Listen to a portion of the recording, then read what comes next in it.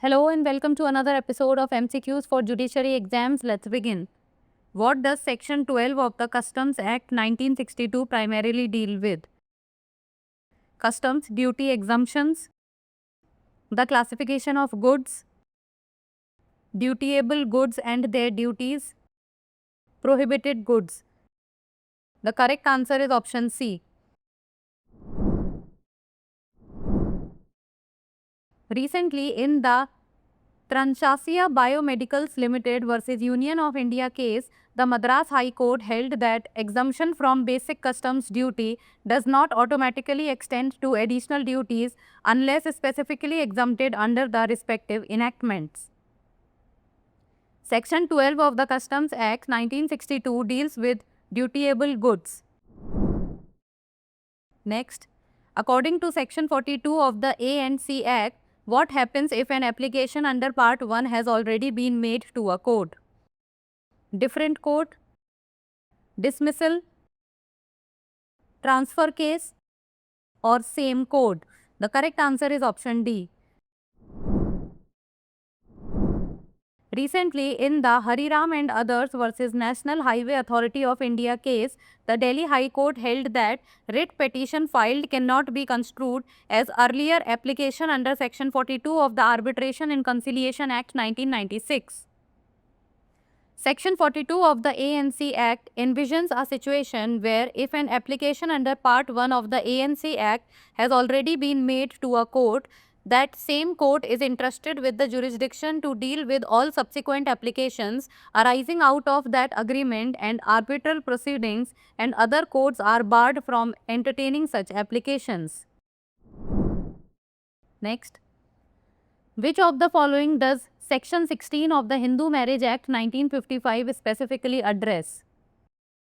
Divorce grounds, legitimacy of children, property rights, or adoption? The correct answer is option B.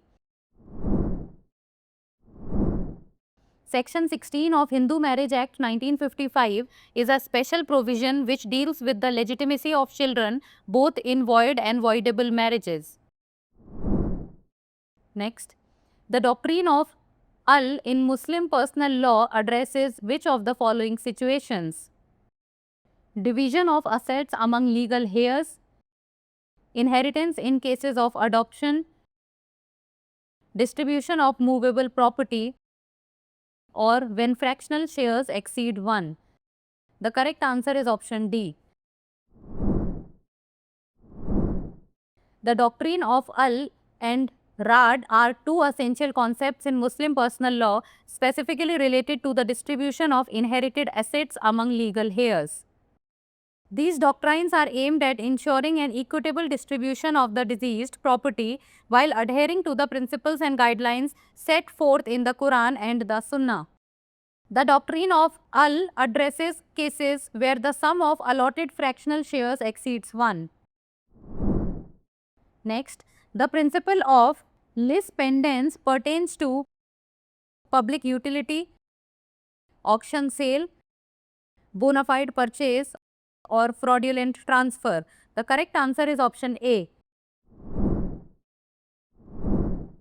Lis pendens is a Latin word that means pending litigation. It is based on a legal maxim, pendent lite nihil innovatur, which means nothing new should be introduced during pendency of a litigation. The doctrine of lis pendens is enshrined under Section 52 of the Transfer of Property Act in India. This section deals with the effect of transfer of property pending a suit or proceeding. It is based on justice, equity, good conscience, and public policy. Now it's time for the practice question. The vested interest in properly depends on the happening of an event which is of uncertain nature, bound to happen, of certain or uncertain nature, or none of the above. Send the answer of this question in the comments below. That's all for today. Thank you so much for watching.